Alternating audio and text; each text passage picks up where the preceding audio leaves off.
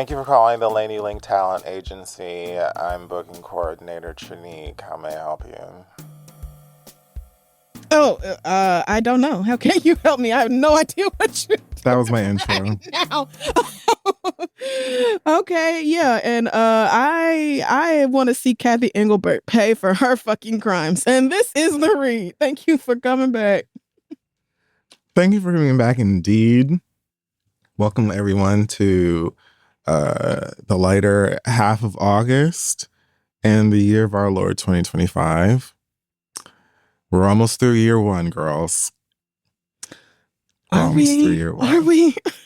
It's not feeling like it. It's getting worse. We're yet at the end of one of I was gonna say one of four, but one of forever.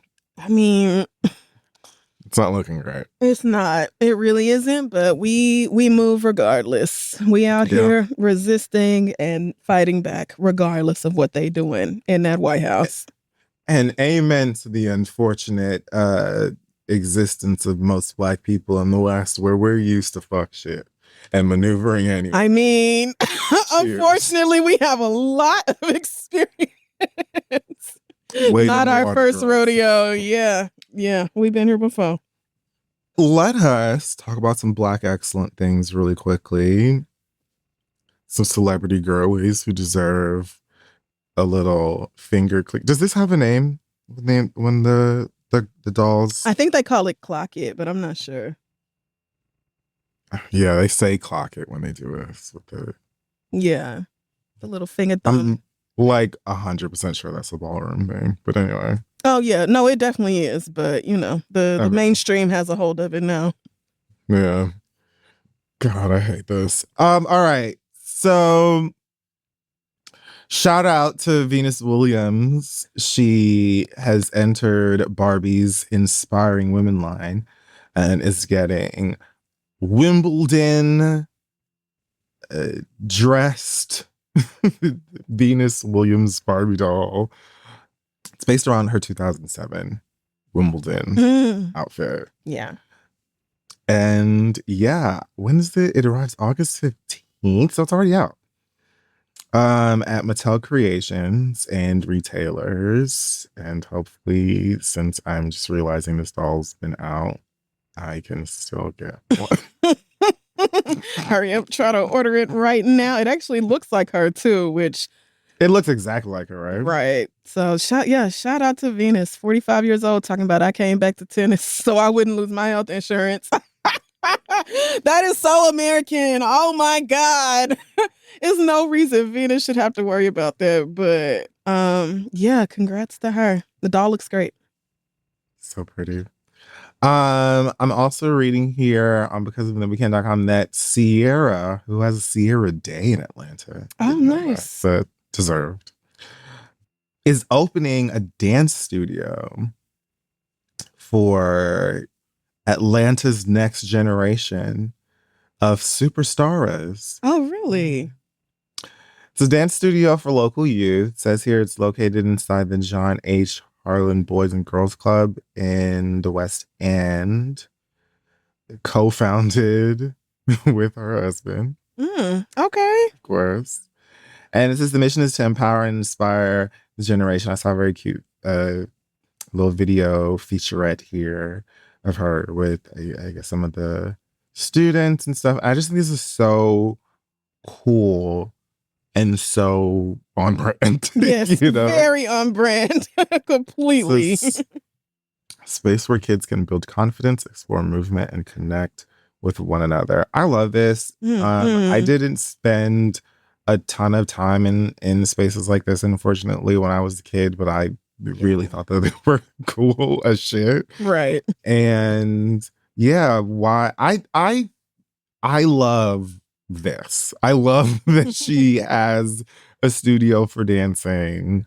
And I hope that this can like blossom into bigger things like that, because she's one of the last like big pop stars that really made dance a forefront of what they did and did it impeccably and better than most. Yeah. I feel like over time, I think we're getting back there, but for a while, it feels like the industry was like, no, we don't want you to dance. I'm not even, I know this for a fact because I've heard stories. So, like, I'm not even just pulling some shit out of my ass. I know that producers, talent, record labels, executives were being like, no, we're not paying for all them dancers. We're not paying for that choreographer, that studio time, extra. We're not doing it. We're not. Yeah. You can dance. Good for you. Do it on TikTok. Anyway. So yes, love this. Love fun. spaces for kids to be creative and get off them damn iPads. So shout out to Sierra. This is beautiful. When I was a young fag, sissy. All right. My Sierra studio was just the living room. Nobody was home because I was a latchkey kid. Quite literally the living room until somebody and came my home dance teacher was the All For You video and just on VHS. That is so real. Either that or whatever I was doing after school with my friends before we caught the bus or whatever. 1000%. Or during lunch, that sort of thing. Yeah. So this is really great. This is really great. Yeah. Good for her. Now all we need is the den. Oh, man. Wow. And you either know that or you don't. You either know what the den is immediately or you have no idea what we're talking about. Now we're at a time where that's the case. Well, we're elderly. Now we're at a time. Yeah. Raged. We are. Okay. Today in our Hot Tops section, boy, is there a lot of shit going on. Amen. And Cameron trolls. Oh my god. No, I'm not doing it. It's not still going on. I actually refuse to believe it. It is. It is. Didn't we already do this? It is. No, I won't do this 3 weeks in a row. Mo released another song. Okay. Mo is crazy. He's Mo. He released a 4th diss record. Cameron is trolling him on a podcast. Crissle, I promise. Okay, so what if, can I tell just like half of a dark joke? Okay. What if I didn't fully come back to life? Like I thought that I made it through because like what is this place?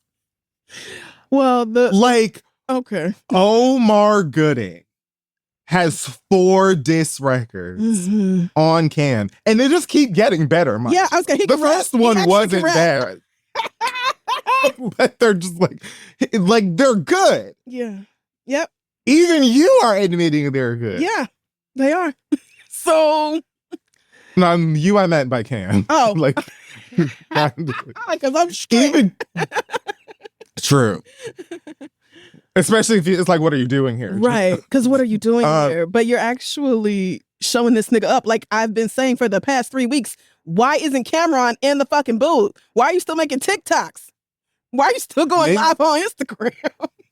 I was going to say, like, maybe because he doesn't want to make a record and live with the possibility of people be like, yeah, oh my goodness, ate you on wax. But he's eating you now. But exactly. Exactly. It would be hard for you to make it worse. Like you are Cameron. Yeah. So why don't you? You're not embarrassed. You're not embarrassed that an acting nigga is showing you up like this? Because I would be. That's not even what we know him for. It's like rapping is like a hobby. How is he doing laps? Oh, no, sorry. I would be so embarrassed. That wasn't even listed on my thing. It was just like I clicked over a tab and that was the first thing I saw. But I did hear that last diss track that man put out. Yeah. He's just like not letting up. So something, apparently Tamar Braxton got seriously hurt. Really? Yeah, she posted a letter or of sorts on her Instagram story. It sounds like something, she didn't say exactly what happened, but it sounds like she's really hurt. It sounds like she may have had an accident at home, like maybe she fell or something. Wow. It says, I struggle to write this, but everyone keeps calling me, and honestly, I can't even really talk anymore. I'm so weak. I almost died Sunday. I was found in a pool of blood from my friend with a face injury. As the days go by, the worse it is. I fractured my nose, lost some teeth and mobility. Oh my The way God. the way I look at life now is totally different. As my health is on the mend, my mental journey begins. Pray for me for real. I don't even know what happened to me. Oh. Oh, that's quite concerning if you don't even remember what happened. Like, That's what it. were you under the influence? Were you drunk or high, or I don't know. was this just like a brain thing? Did you have like a seizure? Oh, that's scary. It's really scary. Oh my Say God. you lost mobility and teeth. Right, you lost teeth. You A felt hard friend as fuck. found her, thankfully. it Yeah, says. yeah. Thankfully, somebody was coming over because that could have really been bad. Wow. Well, Tamar is she is somebody that's easy to laugh at or make fun of. Like, she kind of sets herself up for that, course. but this is quite serious. So I hope apples, oranges. I hope you figure out what's going on, and that is something that can be easily remedied. Because how terrifying! Doesn't she have a son too? Like Yeah, that child is that probably looks just like his dad. yeah. He's big. He's got to be pretty big I now. was about to say, is he not a teenager at this point? Probably around his teens. Yeah. Yes. How scary. Yeah, girl. We will indeed send up good thoughts and prayers for you for your full recovery. What a mess. I don't like bounces. So let's say something nice about somebody. Oh, this is kind of a cool thing. SZA is joining the team at Vans as their new artistic director. And this also feels on brand. Mm-hmm. Yep. It does. I haven't owned a pair of Vans in a while. No shade. I think a lot of their shoes are cool, especially when they do crossovers and collabs and stuff. And they're incredibly comfortable. But yeah, when I think of Vans, I think of being outside for a number of reasons. Yeah. And SZA enjoys the outdoors. When I think of Vans, I think of kind of weirdo alt people who Yeah, I didn't want to say that. kind of smoked weed and smelled like patchouli in high school, that sort of thing. And yeah, SZA really. Remember that white lady said that about Zendaya and like got fired and stoned in the video? Oh, about the yeah, because she was talking about her locks, didn't her hair. Yes, yeah, she said it right. looked like her hair smelled like patchouli. Right. Which, bitch, watch your fucking mouth. But yeah, I do remember. Even white people were like, "Girl, boo!" Right. Of all the things you could have said, but Right. the people I knew in middle school who wore Vans, that was them. Yeah, white people sneaking cigarettes. Yeah, on lunch and stuff like that. So SZA definitely strikes me as that type, and I'm excited to see what she does. Let's see what these designs are looking like. I'm excited to see what they look like too. Yeah. Also, SZA, can we have a video for Kitchen? One of the best songs that's been made. Have you listened to her re-release of SOS? No, she re-released it? I didn't even know she did that. Yeah, but she looks like an alien on the front. Like a sexy alien. Okay. I saw that and I just thought, here she go being herself. What I just tell you about the weird alt kid? Yeah. This is a perfect partnership. No, same. I love SZA's music. Well, SOS didn't really resonate with me as much as her earlier projects have. Yeah, it's a little different. There's a lot of like, I was listening to it like, girl, why don't you just break up with this nigga? Why don't you just stop talking to this nigga? Like, yeah, there's a lot of all this complaining about men. At a certain point, it's like, okay, so stop dealing with him. What are you even? Move on. You making a song about your ex for what? Get over it. Like, this is kind of that vibe. But you're an evolved woman. I wouldn't even say all that. With a vast education. You get to a certain point, in your life. True. But I love SZA, and this really seems great. So Ashanti and Nelly have a YouTube channel. Nope. Absolutely the fuck not. Absolutely not. I won't allow it. I'm shutting it down. I'm like, let me shut the fuck up. Okay, this is so stupid. Like, y'all have a show together. Like, you have a show on Peacock about y'all relationship. You needed a YouTube channel too. Right. Are they doing like couples content? Please don't tell me. It has to just be like It has their to show. be. No. It's a YouTube to promote clips from their show. I refuse to believe that they can't be making original content. Fuck that. Because, baby, let me tell you something. I'm reading here on Rhymes to Snitch that the girlies revolted, the fans. Me. As soon as you said it. They, I guess, assumed that they'd show the baby on YouTube. Maybe I guess they haven't shown the baby's face on their show. Okay. And somehow, some way, it came out that was not going to be the case. And the fans were like, well, what the fuck I'm subscribed over this shit for, bitch? I already watched the damn show. I thought you were going to show more intimate things that you didn't want to put on Peacock. Well, I know who he is. I know who you are. I don't care.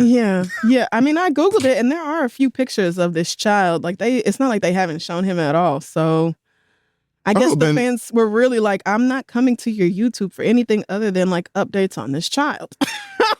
But what a cutie. Look at him, all that hair. Well, I know her heartburn was something terrible. Or maybe we haven't seen pictures since. Like, these all look pretty newbornish. So maybe we haven't seen any since. But yeah. Okay, yeah. I don't blame the fans then for being like, girl, fuck this. Turn around and delete it. Take it back. Or show us that baby. I also don't really blame anybody for not showing their baby or children to the world. Oh, for sure. I think it's actually best that you don't put your children online. But the problem is that you need to earn back some good grace because Nelly has disgusted us. We are so fed up and tired of that nigga shenanigans. So you have to give us something, girl, because we're mad. Right. You got to sweeten the pot. Bitch. Yeah, put a Snapchat filter on the baby or something, but say something, girl. Right. Lord. Offset has an album coming out Friday. All right. Called Kiari, which is his name? Yep. And Culture's middle name. There we go. Yeah. I was like, I know that's another one of the kids. And then my mind went to Navadius. I was like, no. That's the other one who's fathering all the children in Georgia. But yeah, I think it's Culture Kiari, which is such a pretty name. Oh, beautiful. She's such a cute girl. She's perfect. Their kids are beautiful. It's just, they're gorgeous. She's a Mrs. Webb. And hopefully we'll be, blessed. Yeah. He has a song. He's been previewing and, doing promo. He says he has a song at the end of the new project called Move On that he admits is about Cardi. He said with the Associated Press, it's about moving on, like, peacefully. So it's fantasy? Right. Okay. Okay, girl. Okay. That's what the message is supposed to be. Supposed to be. Okay. It's all love and peace. I just ended the album with that just to end that chapter because it's time to move on. It's over and done with. It was great while it lasted. That shouldn't be the topic for either one of us no more. It's a book that's closed. I hope so, but I fully agree with those words. I would love to see your actions backing that up. But yeah, I fully agree. Except, I can't say it was great while it lasted. It seemed like you cheated on her throughout y'all's relationship and marriage. But I agree that I would love for both of you to stop talking to each other, provoking one another, all of that. Like the focus should be on them children, and that's it. Yeah. Mm-hmm. Did you hear the Belcalis song? Oh yes, the Imaginary Players, not remix, but yeah, the sample cover. It's pretty good. I like it. I cannot lie. Yes, she did what better than I thought she would on that track. And same. I see Offset hurrying up and putting this album out because you know Cardi finna beat your ass. The sales Numbers and wise? yeah, she Yeah. finna beat your ass. Yeah. So you might as well hurry up and get yours over with, like Drake did right before Renaissance came out. He hurried up and put out "Don't Wait It's Over." Oh, but he put that whatever it's called. fucking gay pride ass. Yeah, that fucking. What was it even called? Hurry up, I'm out of Folsom. time. Something. Whatever that album was called. Never he was mind. Like, Goodbye. Yes, honestly, never mind. That's what it was. Oh, there it is. Kind of like that, where Drake was like, I could see that Beyonce finna do. Let me just hurry up and get this out the way so she can have her. Yeah. You go ahead and enjoy a month or so of whatever success you gonna have, because here come Cardi. And yeah, I see why Jay-Z personally approved of the sample and the song. Me too. Cardi slid. She did indeed. Good for her. Me too. More rap. Like, oh girl, not she just went and grabbed this Jay-Z cover and classic to piss this lady off. Because that's what I thought it was. And you gonna waste my time and my generation's energy and all this. No, she actually ate. It's and I mean, I've heard her on like that boom bap sort of vintagey, style before. She's done it and done it well. So it wasn't like a huge surprise, but it wasn't what I expected sonically. And yeah, I agree. It didn't get on my nerves. And the video was nice. Yeah.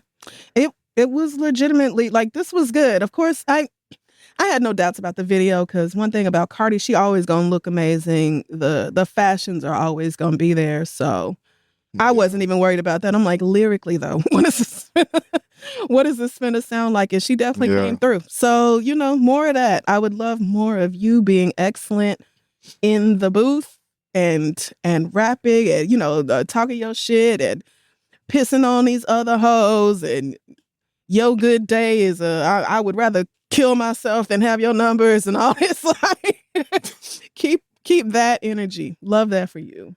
Good girl. Say you're flopping my flopper. Not the. That bitch says she would rather tumble out of an airplane than do your numbers. That shit was so funny. You would be popping champagne. I would be jumping out the plane. That is crazy to me. But true. Yeah. So I like that for her. Yeah, go girl. What are the other rap girlies doing off the top of my head? Flo Milli, Ms. Mommy, gorgeous little chocolate drop, baby.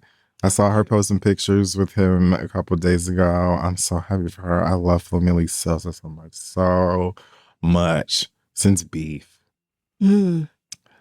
Megan cooking catfish and spaghetti for her light-skinned nigga. She's so He's happy. hooked. I think they're both thrilled. Yeah. They're both having a great time. I don't care what you niggas got to say about it. They are having a great time. Yeah. Well, good for the girls. You brought up Drake a second ago. So he threw Rock Nation into the suit. Yeah. Why don't you guys take a weekend and be like, hey, who else? Rather than every day being like, okay, let's add Rock Nation. Okay, let's add Sir Carter. Okay, let's add Reebok. Okay, let's add Qdoba. Every day you just do. Oh my God. Take a day. Get on a Zoom. Every day this nigga adds somebody new to this lawsuit. That's So apparently now Rock Nation, they would like for Rock Nation to enter the chat over this Not Like Us lawsuit. And I have to wonder, Drake, what do you want? There's nothing the court can say to make you have won this battle with Kendrick. It's decided and over. But I see here he's implicating Rock Nation, the NFL, Spotify, TikTok, Sir Lucian Grange, whoever that is. John Janik, Apple. Wilson Grange is the head of Universal. Oh, right. Music. Amazon Music, Penske Media Corporation. This nigga going after everybody. You're really mad. It won't make a difference. You lost. It will still be the case that Kendrick Lamar got Record of the Year and had Not Like Us playing, and everybody at the fucking Grammys talking about A minor. Like, you simply lost. You got beaten soundly, and you were warned to leave it alone, and you provoked that man deliberately. He said, leave it alone. It's cute and funny now. You're going to get mad in a minute. And you said, hurry up, Kendrick, where you at? I just dropped 20 minutes ago. Where you at? Blah, blah, blah, blah. And then he beat your ass. So take your L. Wait, what? He's suing? Oh, he also called out the Video and Creative Content Commissioner at Interscope for allegedly facilitating the licensing and live performance of Not Like Us during the Super Bowl. This is what I'm saying. He's going after everybody. But like, so what? Everybody who had anything to do with promoting Not Like Us or contributed to the success of Not Like Us is getting added to this suit. But the song was excellent even without all that. It was a great song the second it dropped, and it was gonna be this regardless, nigga. Everybody assembled and promoted the song because it's a great song. You simply lost. This is the most anti-rap, anti-hip-hop shit. I can't believe y'all let Drake make it. Like, I cannot believe y'all get No, wait. We have to remember that this Drake is not the Drake that made it. All right. He isn't. Yeah. He's not. I mean, well, he kind of is. Because the Drake that made it was like soft. Well, so I think this is who he always was. And the facade or whatever image he wanted to portray before is what has fallen away. But this is who Drake was always at the core of his being. He was always this bitch made type of nigga. I don't know. I mean, okay. This is my personal opinion. I think that he is parched. I think that it is also possible that he is at an age where he's looking back and he is, for whatever reason, dissatisfied with certain things. There's lots of people who bitch-assness is birthed into you on the way. Because you lose yourself on the way and you forget who you are.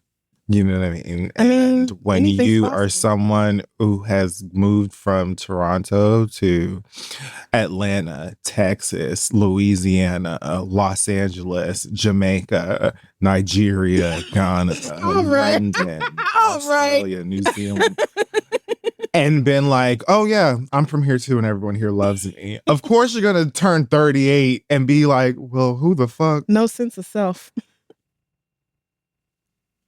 So I think there's like a lot of things in question here, but at the same time, I'm having a ball because this is one part hilarious and one part mystery thriller.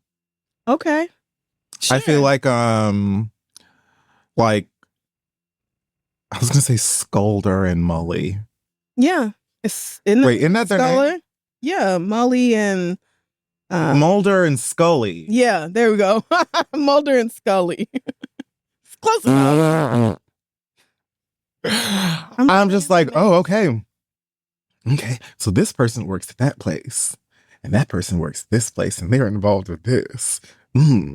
So, and I'm like trying to solve the mystery of what the fuck Drake thinks is about to happen at the end of this. Yeah. It feels like this episode of, was it Community? That did this parody of like Law and Order or something, and it was all nonsense and nothing made any sense, but they treated everything like it was a clue. Or it was just like, oh, that chicken tender is, yes, it was like Chang, I think, lost his mind and thought that he was always crazy. Yes, it was a Community joke. People who watch Community, you know what I'm talking about. Where he was like, in his head, he was like, there's a mystery afoot here. And nothing made any sense. It was just a regular day. Okay. That's what it feels like. One part of this is just funny because it's like watching this person spiral because they lost or at beef, but it's like you're still incredibly influential, rich, like you're in no danger of going anywhere. You're being so weird, bro. You're being there's so no need weird. for it. But then the choices within a lot of it are really funny. And then the other part is like when this pops up, I'm like, okay, well, Rock Nation's in the chat now. Okay, well, why? Ooh, okay, so this person did their job for the Super Bowl. Okay. Like we supposed to be mad at Well, what day were they born? The longer goes 4 on, the plus more 4 equals. disgusting. It's just like I get to like how I feel like it's this so is stupid. So bitch made. This is so. I kind of bitch don't made. want it to end. I kind of don't want it to end. I kind of want it to keep going until That's it's because just you're like, having fun. You're laughing. It is. We can all have it. That's because you're having a wang dang doodle laughing at this. I want him to sue like nigga. Toad from Mario Kart. He about to start suing us for liking it. He about to start suing the fans for playing it. I want him to sue Yoshi. I want him to sue Tears of the Kingdom. I want him to sue Nintendo and Tears of the Kingdom and say he was trying to build a raft when Not Like Us came out. Like I wanted to just get really out of bounds. Lord. Yeah. I want him to sue like Celsius. He about to sue Shure for making microphones. He about to sue God for allowing Kendrick Lamar to be born. Like it's not gonna stop. He's gonna sue the Catholic Church. He's gonna sue, like I can't wait. Yeah. I can't wait. He's gonna sue the Nation of Islam for sure. Oh, 100. It's on the way. Why not? This is a blast, and it's like when you look at it like that. Because like Nikki, I'm a little worried about her because of who she's married to and live with. And I don't think I'm concerned that Nikki's mental health isn't great, but other than that, I'm just like that home. I hope it stops at the mental health because there are all kinds of professionals and medicines that if you allow them, you too rich for us to be like, oh no, poor Nikki. Like, bitch, do you know how many people wish they had access to the doctors and medication that you have access to? Even if it were just the medication, even if it were one or the other. Yeah. But you literally have access to any possible assistance with your mental health that you could want. But do you want it? So it's like... We say, call the lady. The girls say, on what? Which lady? To talk about what? Have you heard? No one has anything.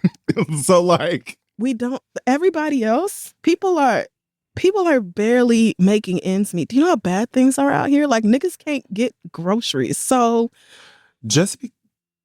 supermarkets are arresting their own employees for eating food that they were gonna throw away.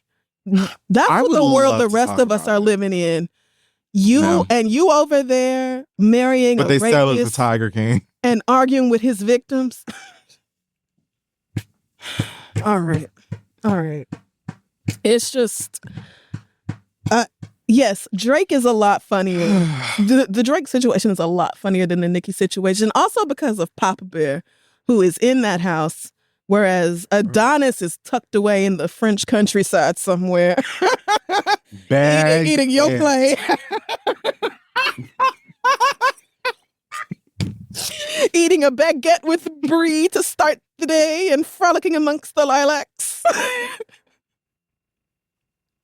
with his white mama on Prize Picks. Yeah, this is hilarious. Drake, you also need to call the lady. Like just because you're incredibly wealthy and plain and you know everybody love you and need you and you probably feel like a god, you're not. Mm-hmm. You're not. If you step on a Lego, it is going to ruin your day. It's going to hurt. Your day. Especially at the age we at now, maybe a couple of your days. Oh, no. So you can calm down. And I think that you should be in person talking to a number of the people. Talk about mom. Ideal. About dad. That would be ideal. Talk about being dad. Talk about a number of things. Black, white, indigo. All right. You need to get to the bottom of it. Because the bottom of it is not you suing Blue's Clues. That would be cunt. Sue Blue. Sue Bluey. Just throw them all in there. Just everybody. Boy, I find it reprehensible that this nigga is trying to settle his hurt feelings over the whole world loving that song with It's lawsuits. But it's peak Caucasian behavior. You're never ever beating them white boy allegations. It's not the only song where he calls you a pedo or implies it. And it's not the most like lyrically vicious one. Not Like Us was the victory lap. I'd like to remind y'all. That one's the party song. Right. He ate you up on other like Euphoria and Meet the Grams. Baby, y'all overlook Euphoria. Euphoria was a dagger in the heart. But Meet the Grams Meet the Grams is some of the most cold-blooded shit I ever heard in my life. The ghost face killer. Michael Myers. Addressed your mama, daddy, son, alleged daughter. And let's remind everyone, including Drake, that there would be no allegations, nothing to even talk about if you hadn't been moving weird around young girls. I have to thank you. It's almost like, if that Millie Bobby Brown shit had never happened, if you had never asked that little girl for her phone number and been like, oh yeah, texting this child about who she's interested in and all this other shit. Like, you're grown. Dating advice. It's just weird. Like, you've been moving weird and the niggas around you move weird. Reportedly dating Lotto's sister when she was 21. Right. It's like, it's almost like at the time of this, if you didn't act like this. Right. So it's not like he just pulled some, heinous accusation out of thin air and had everybody calling you. Like, people were like you did weird prior to this. Because Drake for damn sure did that with the insinuations that Kendrick's kids wasn't his and that Kendrick had been beating on Whitney and all that. We don't see Kendrick suing you behind it. He's suing for that too. Oh wait, Kendrick is? No, Drake is suing for documents that could, like, documents related to those things he alleged. Okay. I read that when I read Lucian Grange's response, because Lucian Grange responded and was basically like, this is frivolous, pathetic, it's bullshit. I don't know if he's trying to like waste my time, get on my nerves, waste our resources, get on our nerves. He's actually trying to be compensated because he lost. Like, you can Google it. Lucian Grange, who I highly doubt is there's no way that person is a stand-up individual. Yes, you know what I mean? But I mean, he's the head of UMG. He's probably not. That's what I'm saying. And he got a super villain name. What kind of name is Lucian Grange? You sound like you in a cave somewhere going, my plan going exactly as I wanted. Or like petting one of those bald cats. Yes, one of them naked cats. So what is like Dr. Evil? Yes. When it started off with him suing them, I'm like, okay, I'm sure he knows that the industry, like the record industry, is so, shady and snake-like and whatever, has so many skeletons in the closet. He could probably get something out of this situation by suing Universal and stuff. But then he throwing out everybody else in the kitchen sink to this thing. I'm like, where? I don't really know what the plot is, but it is fun to watch and to additionally make fun of Drake at the same time. But wishing you see the other side of this, because at some point Adonis's mother in her French accent is going to say, you need to go visit your father. And Adonis is going to say it back in his Jamaican accent. All right. No. I don't want to do that. And you can't force me either, mama. So, Lucian Grange's son is the one who married Sophia Richie. Yep. Huh. Look at that.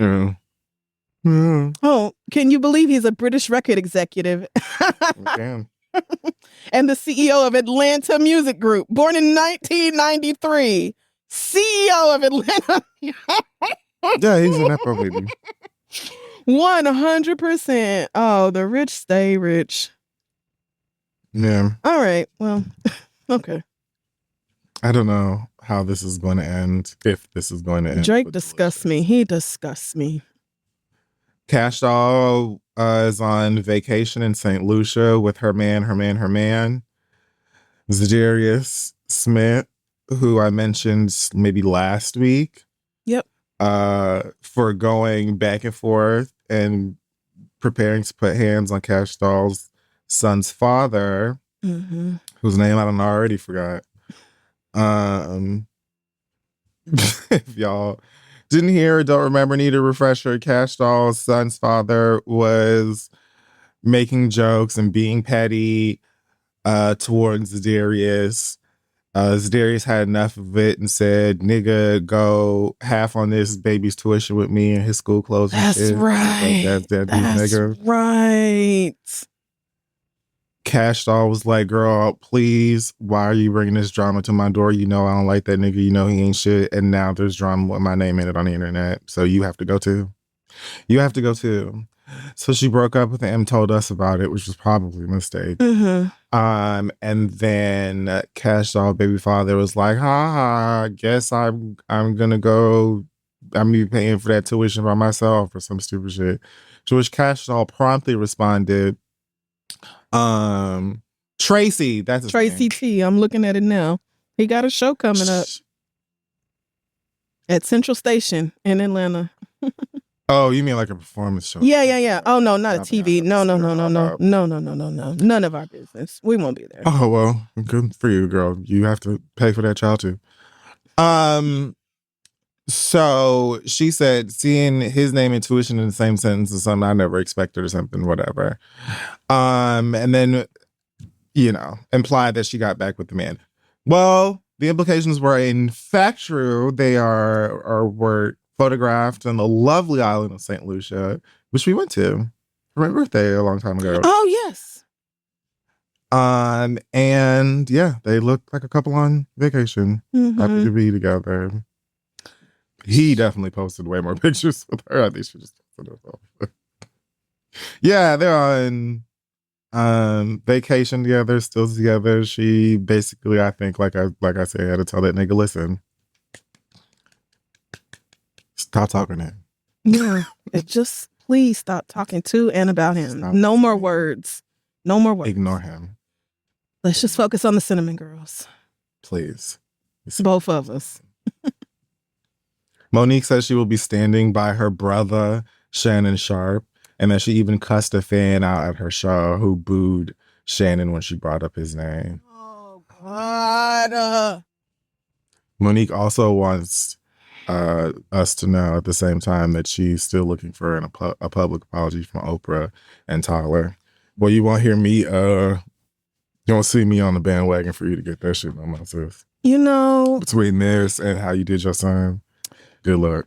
That's when I was watching the clip of her on Maddie's show talking about, the apology need to be as loud as the disrespect, basically, talking about Tyler Perry and Oprah.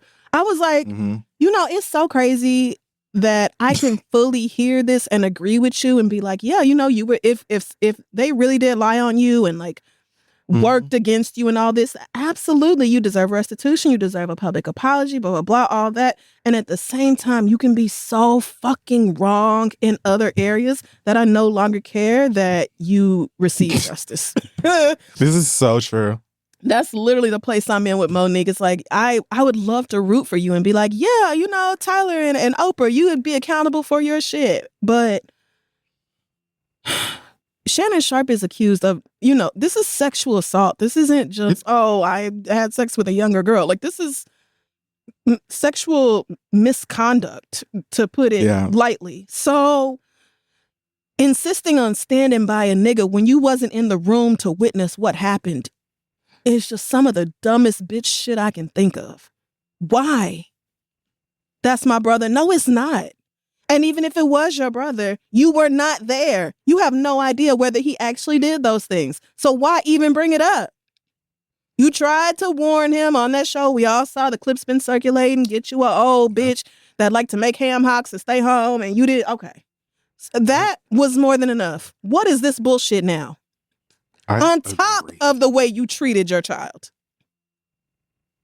I can't even get over the way you treated your son because you keep doing other dumb shit. I will never get over it. And then you I would pop never up get over making a that. good point about Tyler Perry. Honestly, when was the last time Monique made a good point that wasn't about the Tyler Perry situation? When she said Shannon Sharp should date that bitch.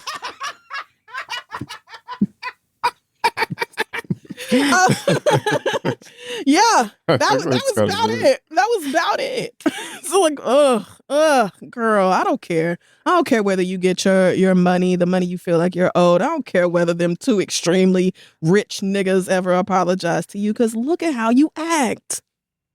She's not in a shoebox anymore either. Like, she is touring. She was in that joke of a movie that Lee Daniels made where Glenn Close had on Coochie Cutters and it was talking about right. I couldn't believe y'all actually watched that. Like, I have a line. You know what? You're right. Even I have a line. And I should have had one too. Why would you do that to yourself? I don't know. Andre Day, Glenn Close. There were some shots in the trailer that looked genuinely spooky. And honestly, it could have been tea.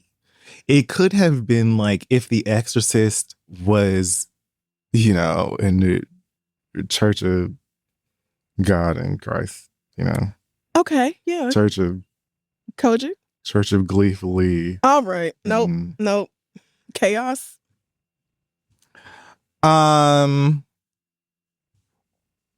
there's so many more things, but I'm gonna wrap it up with something that made me smile.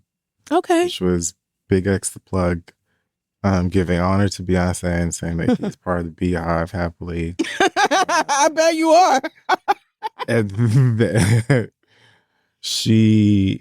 Beyonce including his song The Largest in her concert, in her latest tour, brought so many women to his fan base.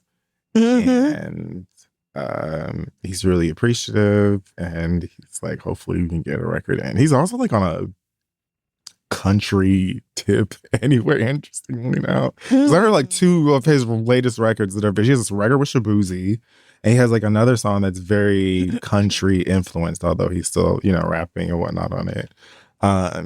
And one moment of the Cowboy Carter, when that moment happened, when she, I suppose, was changing, that whole sequence where she's a giant woman, and that song came on, I didn't expect it. It was just so cool to see her just dancing. I just loved it. I think I've made a comment before about loving giant Beyonce.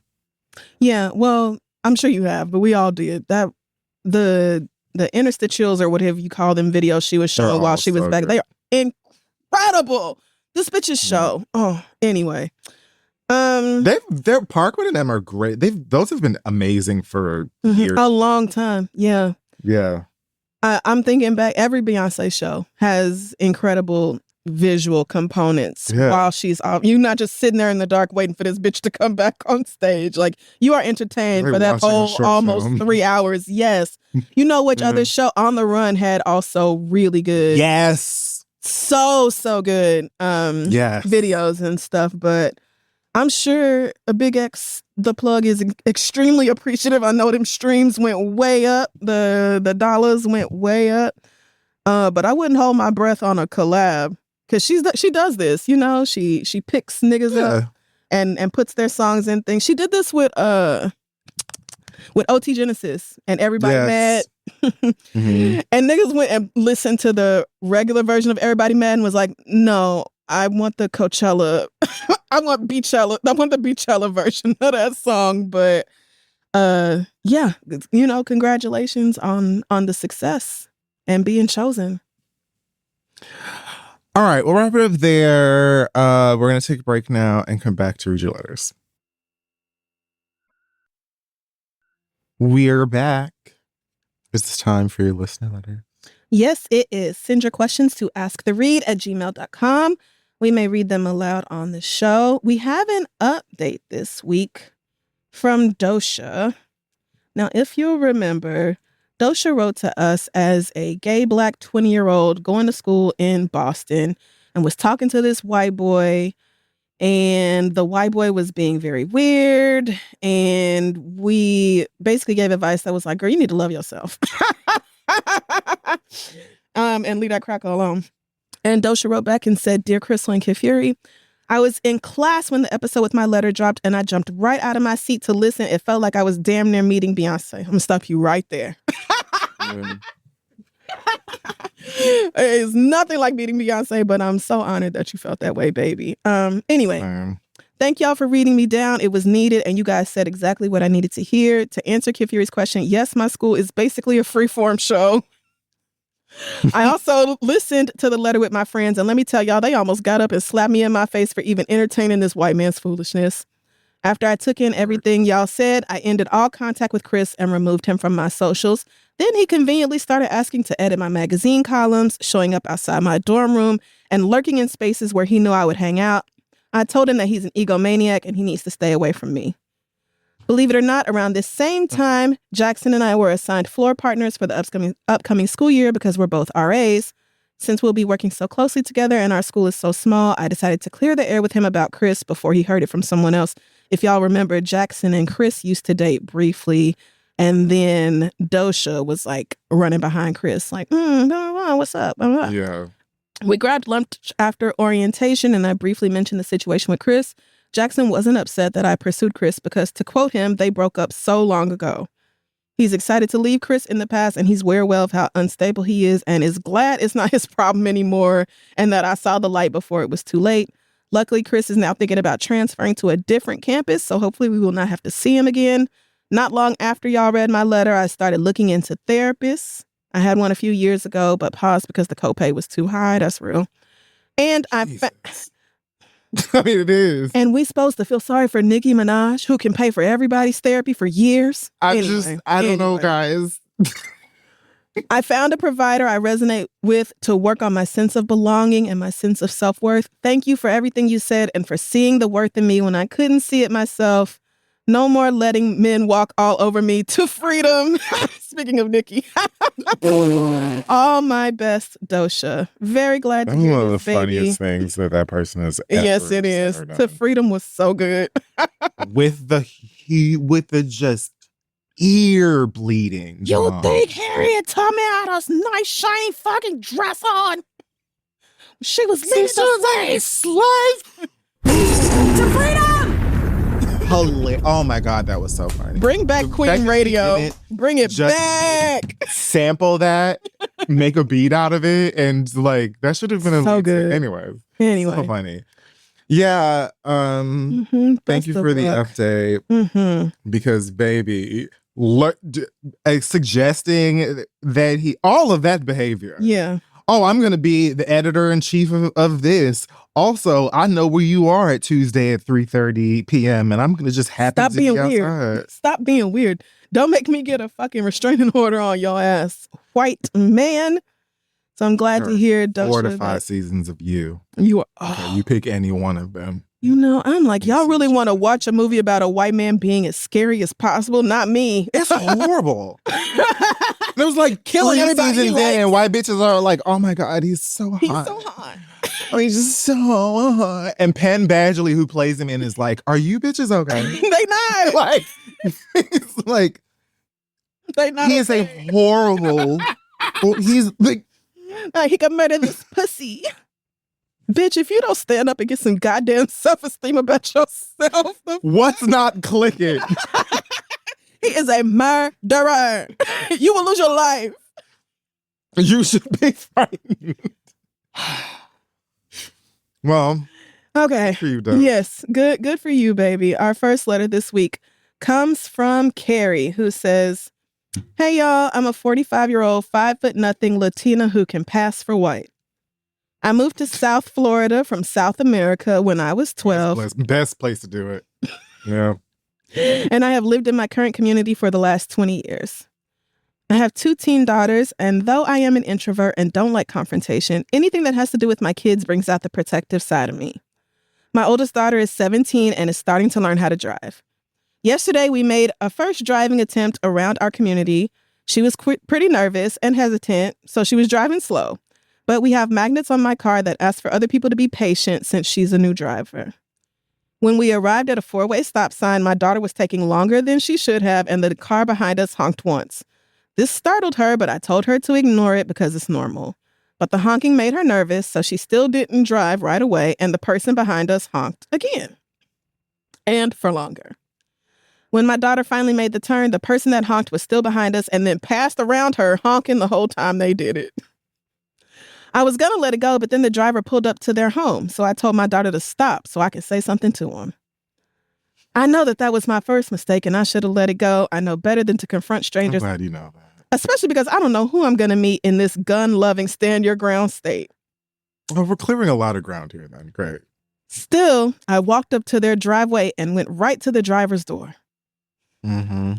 They opened it, and it was a Black woman who had a young girl in the car, I assume her daughter. I am fully aware of the optics of a person who appears to be white confronting a Black person on their property and how threatening that can be.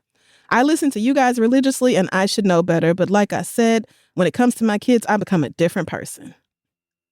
So I proceeded with my confrontation by pointing back to the car where my daughter was still sitting in the driver's seat and saying, "She's learning how to drive." To which the lady responded, "You came all the way over here to tell me that? Get off my property." I told her that she was being rude, and she continued to tell me to get off her property and something to the effect of, "These are not the times to be walking up on people like that." I moved to the sidewalk, so I was technically no longer on her property, said again that she was being rude and there was no need to lay on the horn, and finished off with, "I guess when your daughter starts to drive, you'll know how it feels," and walked away while she continued to yell at me. Honestly, I know I shouldn't have stepped out of the car and confronted anyone, period, but because of the last thing she said, I wanted to write and ask if what I did was worse because I confronted a Black person. I'm not looking to be absolved by the Black community through you guys so I can feel better. I just want to know so I can be a better person in the future. From your perspective, did I behave like a Karen or just like any other mom defending her kid regardless of race? Thanks, Carrie. This is a very layered and fascinating letter. And thank you for writing in. As well as, like I said, clearing a lot of ground. You're really aware. So we don't have, sounds like we don't have to waste too much time breaking a bunch of shit down for you. Yeah. So that said, for me, would I qualify this as a Karen behavior? I don't think so. For two reasons. One, everybody get road rage. Like damn near everyone who drives regularly has a moment where they either say something to somebody or they feel like they come incredibly close. Yeah. To saying something to somebody, whether they get out of their vehicle or not. So that's one. And then two, I feel like if I were in your shoes, I would probably, there's a good chance I would have done the same thing. Oh my God. I'm being honest with you. So I don't think that you were being a Karen, but more than that, I don't think it fucking matters. Like I don't think you should be concerning yourself with the racial part of this as much as the fact that you shouldn't have gotten out of the car to go confront this person, especially on their property. Right. Period. The end. And then the fact that you did it when your kid was in the car makes it worse. You know? Yes. Again, I don't have kids, so I understand that I'm speaking as someone who doesn't have that, has not had that instinct necessarily kick in. I've definitely had protective instincts for family and stuff, but not that of a child or not as a parent. So, you know, but I can say that I think that if it were my kid, I would be like, I would feel inclined as well to be like, "Are you cool?" I may have stuck my head out after that second honk and pointed at the sticker like, "She's learning." Like, and then my child would have still been like, "This helps me none at all." Right. I was already frightened. Right. Now I don't want to drive. Yeah. Now I want to walk. I don't want to do this. So it's like even that would not be conducive to the lesson going in the direction we needed to. Or my child feeling safe with me in a car with other drivers. It really don't matter that you look white and this person black. You shouldn't have been on their property screaming at them about anything. You know what I mean? Even if you would have gotten out of the car and walked up her driveway and been like, hey, my daughter's learning to drive. You were beeping at them really aggressively back there. If you could just be more like considerate, because like she's really nervous or whatever. That lady would have still been in her right to look at you and been like, bitch, you came all the way over here to tell me that? I don't care. Like, get your ass off my goddamn property. Mm-hmm. You could say she's rude, but she would be within her right to do that. How you know that the girl in her car didn't just get written up at school while this girl laid there, or anything. Right. Where she just don't, you know what I mean? Child, I feel like I don't know. No, I agree with just about everything you said. I don't think this is a Karen situation. I think this is a mother who really needs to learn to regulate herself situation. Because, baby, your 17-year-old could have lost her mother right in front of her eyes that day. You really picked the wrong state to go onto somebody else's property with an attitude, confronting them over driving. Like you said, it's Florida. I'm pretty sure it's legal for kids to take guns to school in Florida. Everybody has one. No. That lady could have popped you right in your chest and probably would have gotten away with it because you were on her property. This was extremely stupid. You're so right. And if anything, the fact that you passed for white might have been what saved your goddamn life, baby. Truly. That might have been, she might have been like, if I kill this white woman, right. They might not let stand your ground apply to me. Girl, this could have gone so much worse for you. I wouldn't be worried about whether I look like a Karen. I would be worried about how I need to learn how to take my anger and do something more productive and safer and smarter with it. I wouldn't have followed somebody and walked up in their driveway in Maine. I would have did that shit in Vermont. You know, like the safest state you can think of. I wouldn't have did that shit. Why the fuck would you do it in Florida where it's legal to kill other people? I cannot believe you did that in front of your child. Literally dead body on you're out of your mind. A residential corner sidewalk. Yes. The police pull up and ask the shooter, what they do? Oh no, I just never seen him before. Didn't trust him. And her daughter there to be like, this woman came out of nowhere and started screaming at my mother and said she had a gun. They can say anything. They really think about we were threatened because this person came onto our property. That's enough. All right. You're so right. Girl. I get that. Like I definitely get the defending your kid thing. Sure. That's another part of the reason why I've said I'm just not gonna be a parent. Because I'm not gonna act right. I know I'm not, and I'm not gonna fuck up a person because I want to have a kid. Like that's just, just not. But there's so many other ways that I can impact a young person's life. Mm-hmm. I can be a mentor. Yeah. I can give back, donate. Yep. You know, all kind of stuff. Speak at a school, all kinds of things. I don't have to like do it. But like, even when the other driver first honked, she said that she told her daughter, like, ignore them or whatever, it happens or whatever. Yep. Like, you should have stuck to that because that's actually an incredibly vital piece of learning when it comes to being a driver. Yep. That's gonna happen. Yes, whether you are driving slow, quick, the limit, there are going to be other people who are going to act aggressively with you on the road. Yes. And you cannot stop at their house and get out the car. Are you out of your goddamn mind, girl? This was a perfect opportunity to be like, you see how this lady is being so impatient? Like, we don't have stickers all over the car that says it's a teenager driving this bitch. It's going to be so many assholes like this on the road. She was rude. You were right. She was rude as fuck. God only knows what she had going on in her day that caused her to have zero patience with a teen driver. It sounds like y'all were in your community. So probably residential streets, all the more reason for her to chill the fuck out. Speed limit probably 30 at the most. That lady, the black lady was wrong, but you were wronger because you could have died in front of your child in that moment. Yeah. It was not worth it. Yeah. I wouldn't know. Fuck being a Karen, girl. Stay alive. You're not teaching your child. You're not showing her how to behave in those moments. And you weren't thinking about her. You were not. I mean, I know that you feel like you were because in your mind, you're like, Mama Bear and I'm defending, but you weren't thinking because Crissle makes an excellent point. What if that lady was been like, bitch, you picked the wrong day. She said in the letter, that lady was like, these are not the times for you to roll up on somebody, which sounds like that lady was like, you don't know what I have in this car. Yes. And you're lucky I'm not. And you don't know what kind of day I had. That lady could have been said, you know what? I had a bad day, but you finna have a worse one. And your kid is in this car. Girl. That lady, fuck shooting you. That lady could have just been like, you know what? I'm going to beat your natural ass. Could have did that as well. Today's the day.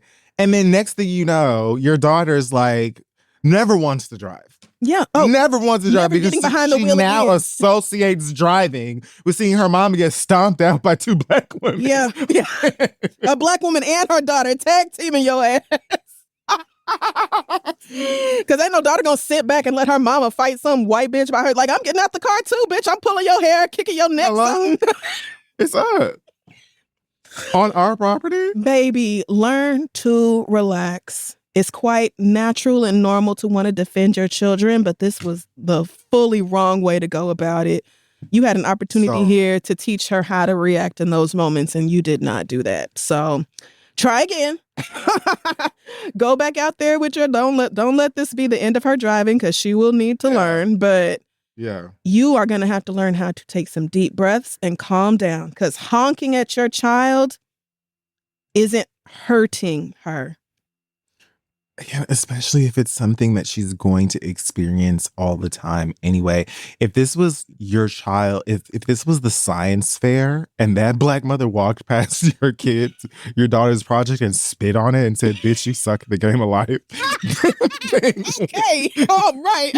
Extreme.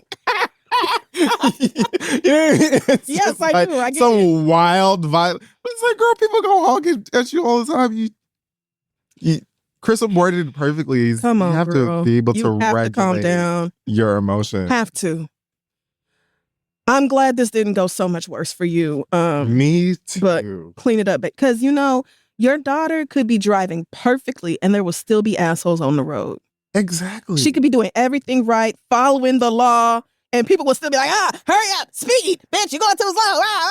You never know what other people are dealing with. In Florida, where nobody can drive? This is what I'm saying. I wouldn't have did this in the safest state in America. In Florida, where people don't read and everybody has a gun, and it's legal to kill people who come on your property. And you can get your driver's license at Staples. Like, why?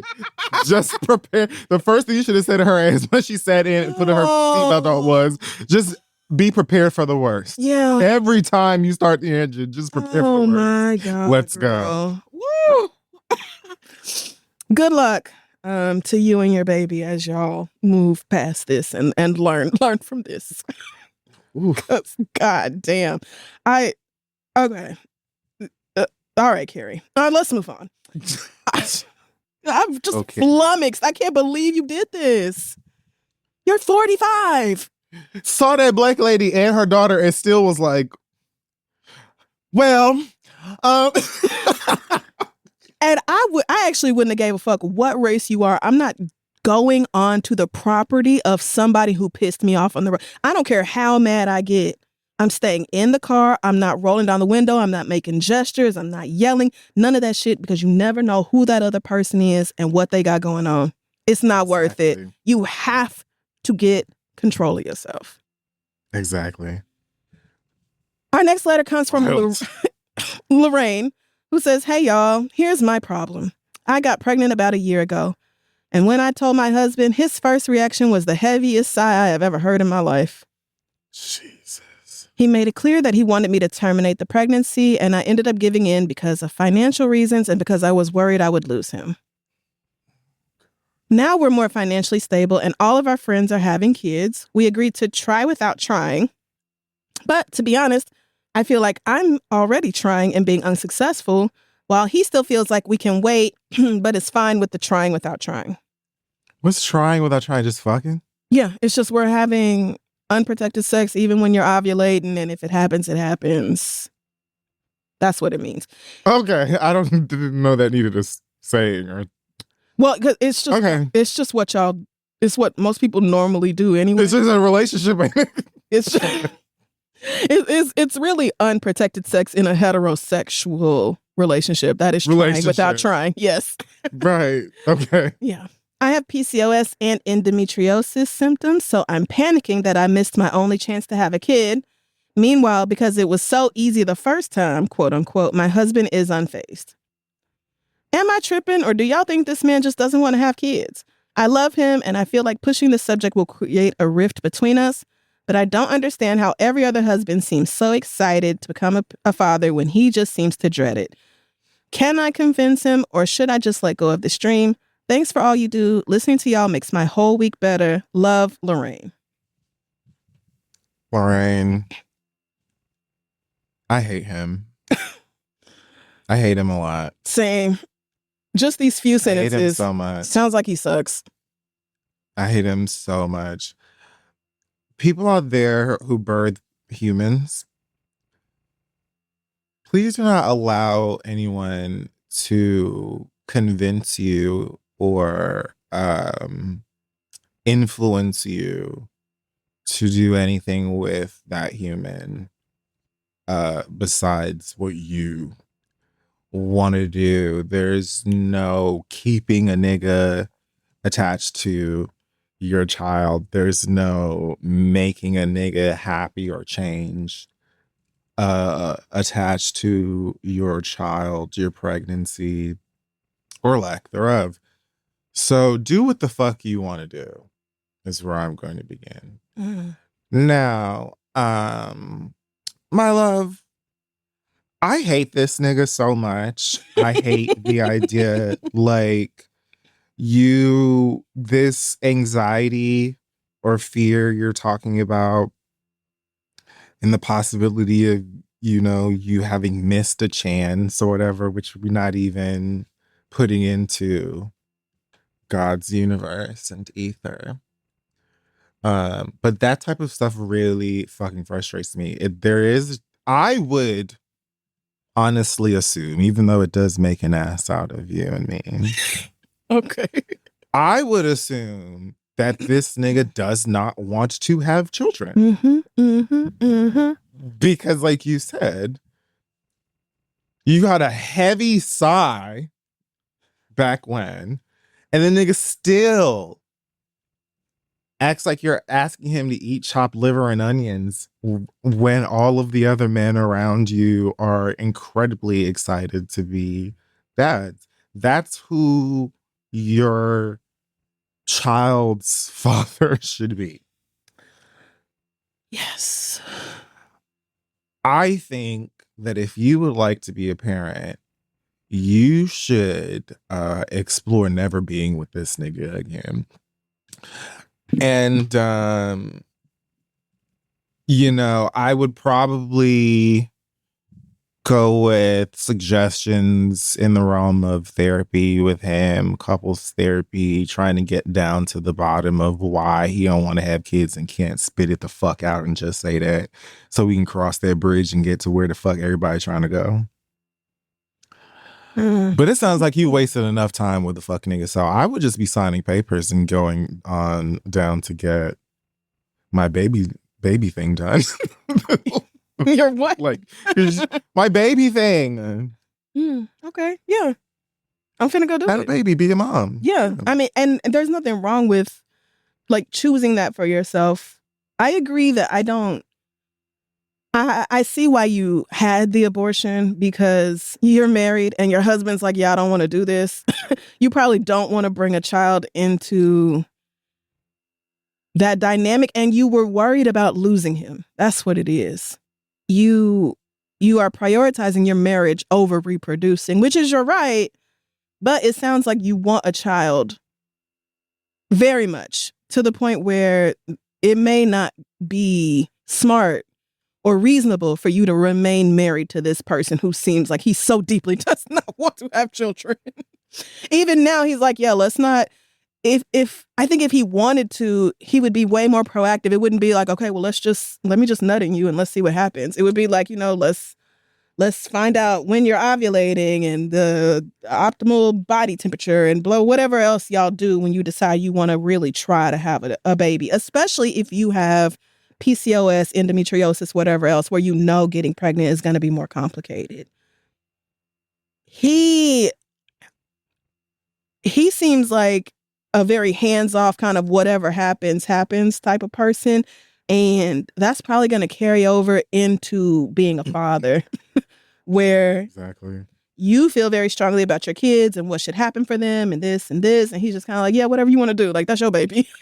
That's honestly the vibe I get. That's honestly the vibe I get from this man. Me too. But even now you're like, I feel like if I push it, it'll create a rift between us. And I love this man. I don't want to lose him. Okay. So you need to decide then, what's more important, your husband or having a baby? Which one matters more to you? And it's fine if the answer is your husband, but that does mean that not necessarily that you need to let go of your dream of having a kid, but if I were you, I would think twice and then twice more before having a baby with somebody who's this ambivalent about becoming a father. Yeah. I wouldn't even try to convince him because children are so much work. They are the biggest responsibility that another person can take on is raising a child. And kids don't deserve to have any parent who is half-hearted about their existence, who isn't overjoyed at the thought of raising a person to adulthood. Your baby deserves a better father than what this nigga sounds like he's going to be. So I think you get to decide here, but if I were you, I would not be reproducing with him. And if I want a baby that bad, I would go do it by myself. That's what I'm saying. Because, I mean, I'd rather be an actual single mother than a married single mother because you end up taking care of the kids and that grown-ass man. You might as well just take care of your kid. You can get married pretty much as many times as you want to. Yeah, you can. Yeah, you can. Taking time on that, you know what I mean? There's, you know, the older you get, the more complicated it is for baby making to happen. Right. Successfully. So you know, I'm thinking like you going on this Sherlock Holmes story to get this nigga to just communicate with you about this. That time could be spent on you doing what you want to do. And then Crissle also hit the nail on the head about like, okay, you do have a baby with this nigga. What's the vibe? Because it sounds like he's giving very much like, well, there you go. Are you sure he's going to be a good father? Right. Oh, here you go, your baby you wanted so bad. Damn. Like, all right. Keep him out the room. I'm going to watch the Sports Center. Just keep it away from me. I don't want to know. I don't want to hear all that. I would not subject my child to the possibility that they would have a parent who don't really care about having a parent like that or having a child. It's just, this is a whole. I would rather subject my child to a parent that loves them, is excited about them, wants to give them everything, and I can't stand that bitch and that bitch can't stand me. Yeah. Like, I would much rather. Same. I'd rather you be a good father than a good husband. Or feel halfway about me. Yeah. But you are over the moon about our kid. Yeah. Then, you know, oh, I love him or whatever, but, you know, he's all right. He's all right to me. He's just quiet. He's reserved. You can't always predict what kind of parent somebody else will be either, which is why it's even more important to pay close attention to how they acting now. It would be different if he was so excited and then switched up once you had the baby, but he's telling you now, like, girl, whatever.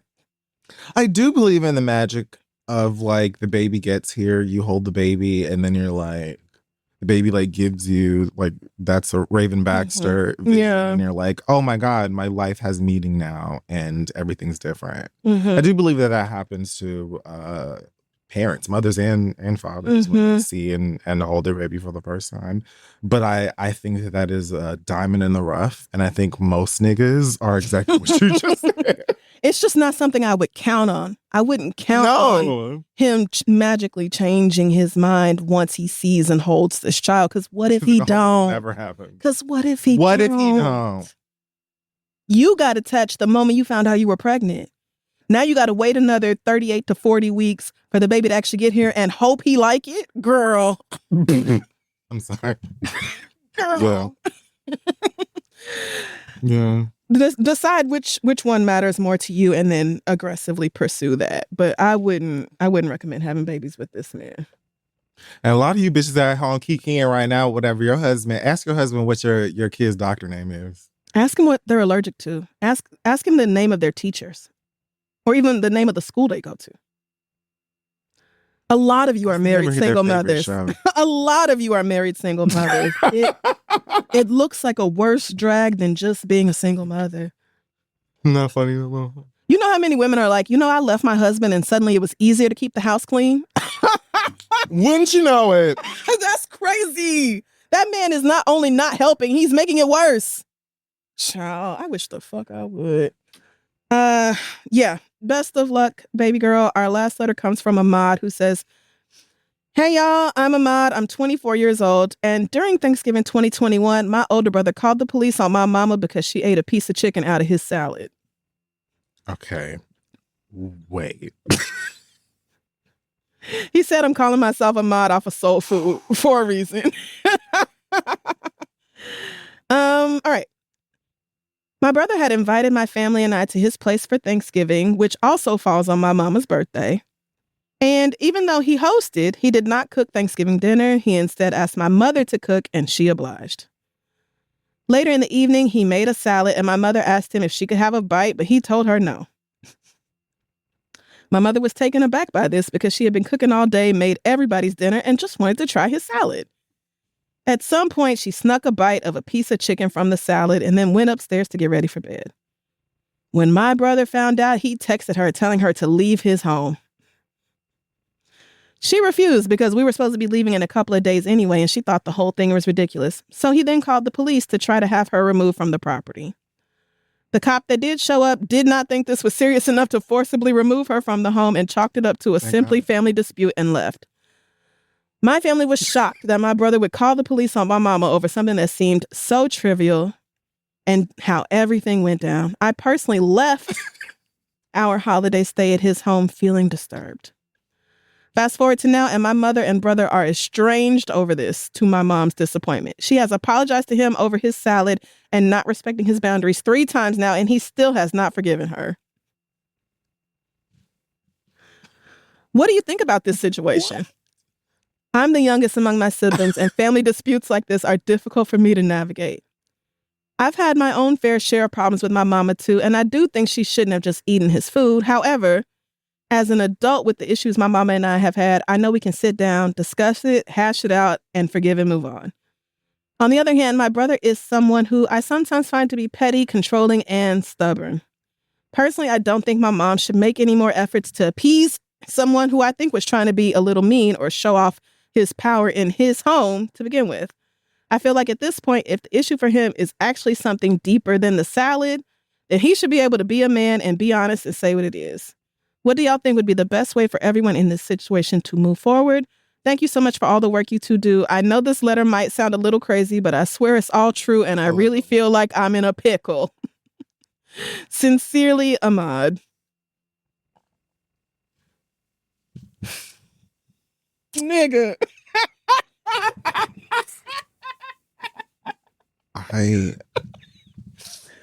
Nigga. What? The police? The coppers? You brought the coppers to your home?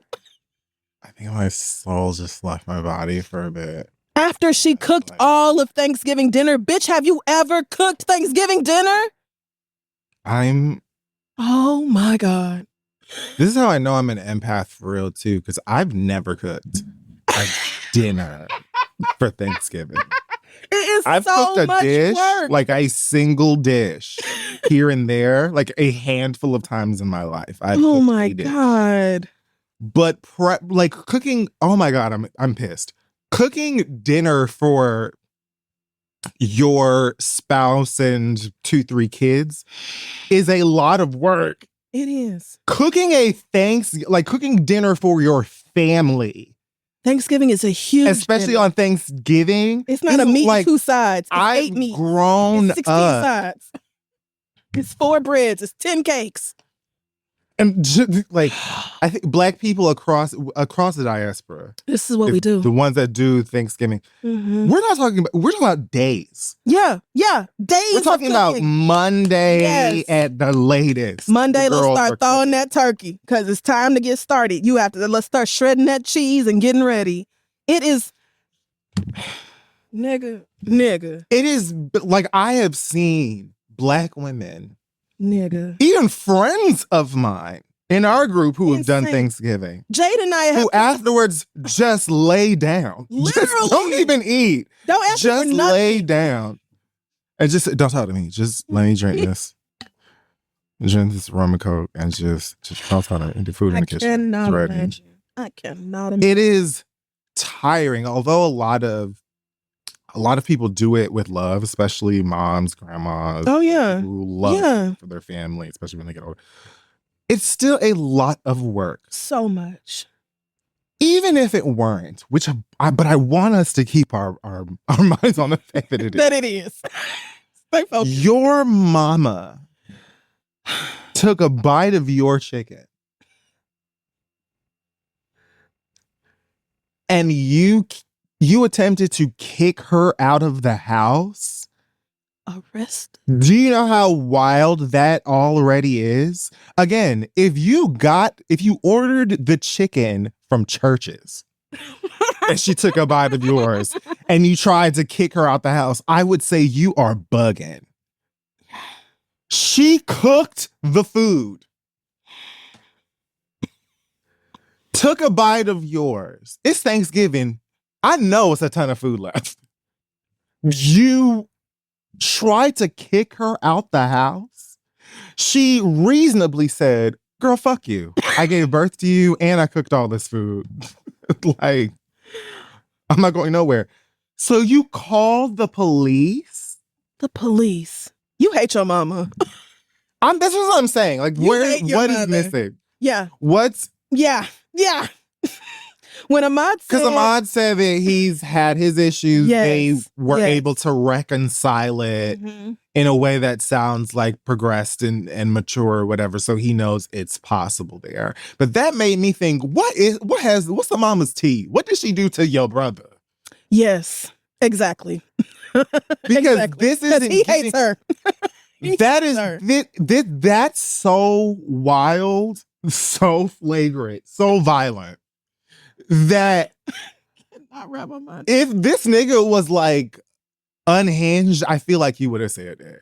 He did say something like he feels like his brother is controlling or something. Petty, controlling, and stubborn. You didn't say crazy. Because this isn't petty or stubborn or controlling. This is wild. This is crazy. Yeah, I don't know. I feel for you, Ahmad, because I get you. I felt you in my heart when you said you're the baby, and I'm sure that emotionally this is a lot for you and you want it to just be over. But did he give the brother a name? No, he did not. Ahmad, if I were you, my brother'd have to kiss the blackest part of my ass. Like, I'm like, someone else in the family would have to be the person to say, now you need to fix this. And I'm not sure where we're going to get started. But we have a lot of work to do.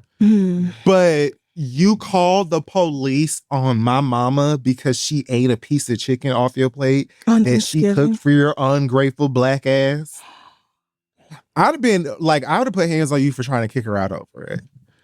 Right. You called the police to come to this house and possibly shoot my mama dead because she ate a piece of your chicken? I wouldn't even be interested in you in making amends. I wouldn't. Like, I would want nothing to do with you. I would be that pissed. This is crazy. Yeah. What did she do to him? Ahmad, I think your brother was looking for a reason to cut your mama off, no matter how small it was, and this was it. That makes sense. But why he invited somebody he hates to his house in the first place, I don't understand. Why would she even invite it? Why did you even host Thanksgiving and invite this woman and ask her to cook if you hate her this much? Also, you're the youngest. the youngest child frequently gets a different set of parents than the oldest. The firstborns know what I'm talking about. Well, We get them niggas at their worst. We get the parents who have never been parents before, and they make all their worst mistakes on us. So it's quite possible that you've had issues with your mama and your brother's issues are much worse. When you said, I've gone back and forth with my mom before, I know she can be difficult, whatever else, I would assume that your brother has a lot of issues with your mom that he isn't willing to talk about for whatever reason, and it came out in this absolutely insane way. However, again, I cannot even wrap my mind around inviting someone to my home that I dislike this much. I simply would not have invited my mother. I would not be spending a holiday with her if I felt that way about her. The best way for everybody to move on, it sounds like your brother has moved on. It's your mom who wants a relationship with her son. But if he's not willing to speak to her about what the problem is, she can't have one. You can't force him to have the conversation.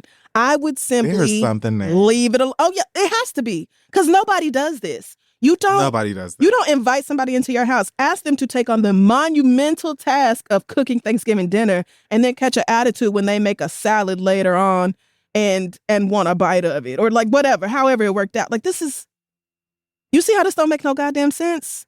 He's mad about something that's not, like you said, I feel if the issue is something deeper than the salad, if the issue is your mama did crack or something, like your mama left your brother in the trap house in exchange for some dope, like something, or maybe it's completely unreasonable and your brother's out of his mind, but it is absolutely deeper than the salad. Calling the police on your mama because she wouldn't leave you trying to kick her out over this bite of chicken? Trigger was. Right. I don't know what boundary she crossed, if she knew she did, if she didn't. But it's definitely deeper. Absolutely. Fucking salad. Absolutely. Like I said, I don't know why you would invite a person that you are that on the edge with to go over to your house to cook food. But that's it. Why? If you...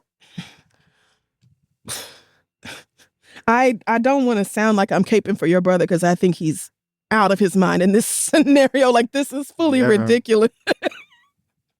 Because if I dislike you that much, I don't even trust you cooking for me. It's just no way I would have invited you into my home if I had this kind of beef with you. So, but your brother's being clear that he's not trying to move forward. He's fine with simply not talking to your mom, and that's that. Your mama's the one who needs to accept that until her son wants to mend things, she can't force it. And true. Hopefully she's not bringing you into it and keeping you involved and like, oh, why don't you, what's wrong with Marcus? Why he blah, blah, blah, blah. Hopefully she's not doing that. I'm sure you want everybody in your family to get along and everybody be happy, et cetera, but sometimes it just don't work out like that. Right. You could try talking to your brother yourself. Don't go back and tell your mama what y'all's conversation was. But you could be like, I'm 24, you're 35. What happened when I wasn't born? What I would. What am I missing? If you guys have a relationship, like a chit chat relationship like that, I would absolutely do that. Yeah, I would too. I would, because first of all, I would. Even having a history with my mom, I would still be pissed about the police situation over some chicken that she cooked. Like, I would be livid. It makes no sense to call the cops. No. I would be like, okay, so this is just between you and I. I'm not, this is just for, brother to brother. Sibling. Yes. What's tea? For real, because you hate this bitch. It's not the chicken, but you hate this bitch. What does she do? And I need you realize this looks crazy. Yeah. She ate a piece of chicken. You tried to kick her out. She wouldn't leave. You called the police and she apologized thrice. 3 times. And you still don't want to talk to her behind that chicken. You running up on 4 years of not speaking to mama behind this salad. It's not about the salad. What happened? Like, I would. Yeah. I think I would. Yeah. At least for you, just to kind of bridge the gap a little bit. have a little bit more clarity with your brother and hopefully empathy, even though what he did was wild. You will know, okay, he did this thing because he has had a really weird relationship with mom that they kept for me because I'm the baby and it's different, or, you know, whatever XYZ, ABC reason. And that is what it is. It's not a salad thing. You know, he don't play with her like that because she did this, and that makes sense. And, you know, she crossed the boundary, thought that she would be cute because she was mama and she cooked. And, you know, he had to put his foot down and she's playing a game. And, you know, at least you have more understanding of it. But even if you do that, like Crissle said, I think you should stay out of it. That's just for your own understanding. But yes, because I've had to have a similar conversation with my brother Adam, who y'all know is 3 years old. About, you know, Adam didn't grow up in the hell that I grew up in. My mother, by the time Adam came around, she was too tired to really give a fuck, and my dad wasn't really around, so he didn't grow up terrorized the way I did. So he kind of just like, Dad, I mean, I saw that nigga like 4 times. What you mean? And I'm like, I'm so deeply jealous of that. I wish that nigga wasn't around for my childhood. You have no idea what I went through. I would try with my brother, but I would leave it alone after that, because this ultimately don't have shit to do with you. Right. This is about them two grown Don't people. be a messenger. Yes. Do not, whatever you do, if you talk to your brother, do not go back and tell your mama unless you want to completely ruin the dynamic between you and your brother. And if your mother, like Crissle said, is like, if she is trying to involve you and be like, oh, have you spoken to Marcus? Can you go shut that down too? No. And don't talk to me about Marcus. Marcus don't want to talk to you. So simply leave me out of it. I had to do this when my mother would call me. She would call me about Adam every day. She would call me and act like she wanted to talk to me.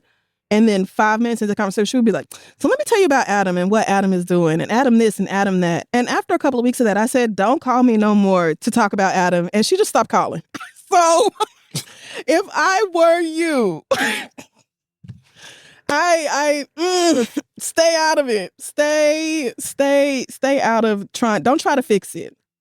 Yeah, don't try to fix it. Don't try to fix it. This is something much deeper and not not your responsibility and not within your power. If you could fix it, it would be fixed. So yeah.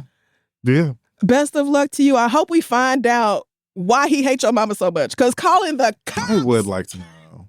You called the cops on a black woman on Thanksgiving because she took a bite of your salad. It ain't a bite of it. After she cooked. Even if I was so mad at my mom and was like, get out of my house, it ain't no way I would have called the police. Never, ever would have called the police. It's not that. She'll be gone within 48 hours. I'll go stay at a hotel. I'm not calling. I was just about to say that. I'm not calling the cops. It's not. I'm only calling the cops if I feel like my life is in danger. I was just about to say, if I was in that situation, I told my mom to leave. She was like, girl, go fuck yourself. I might just leave and go stay somewhere else, but I'm going to call the police. I'm not calling the police, baby. It was extreme. So I'm so interested to know what your brother's side of this is. Like, you don't understand the hell that woman put me through. But again, in that case, why'd you have her to your house? Why'd you have her cook? Why did you even invite her? So talking in circles at this point. Good luck. Those could be olive branches. They could have been an attempted. Maybe. And she violated his boundaries once again, and he snapped. We don't know. We don't know, but this isn't a normal reaction to somebody taking a bite of your food. Even the greediest niggas, greediest niggas wouldn't have called the cops. Just nobody. I'm trying to think of who I know that would fight you behind their food. Not even Fran. Not even Fran would call the police over you taking a bite of her fucking food. The police? And the police came there and were like, girl. I know you didn't call me over. Ain't nobody shooting. I'm going home. You pulled me out. Well, no, the police probably getting triple overtime on Thanksgiving. So I know he was like, I'm glad if this is the worst thing I see today, amen. But child, what a mess. I see why. Yeah, this is very soul foodish. Good luck to you moving forward. And if you find out why your brother is so pissed, please do. For my own curiosity, let us know. I have to know. Oh my God. That'll wrap up the letters for this week. Again, if you have a question for us, send it to asktheread@gmail.com. We'll be right back. All right, folks, we are back and it's time for the read. Mine are pretty lighthearted and I think relatively simple, so I will try to do them quick and get them out the way. 1. There is a show on Amazon Prime Video called Secret Level. It is a show that came out last year. It's like an anthology series from the creators of Love, Death, Robots, where every episode is based on a popular video game. And when it was sold to us, it's like, oh, anthology thing, and this is going to be based on this game. That was going to be. I was very excited, obviously, as a gamer. Show's been out for a while now. I enjoyed season 1, but I don't feel like it made a huge impact, and I will say why. I feel like y'all didn't make episodes. You didn't make enough episodes based on games that people know and love. Like, you have a Warhammer episode in this, which was really good. You have an Armored Core episode in it, which was really good. You have an episode for Concord, which came and went before this show even came out. So like, and that was a really great episode too. But then you have like a Pac-Man episode. Mm. And that might be like the only one featuring a game that you've heard of. Okay.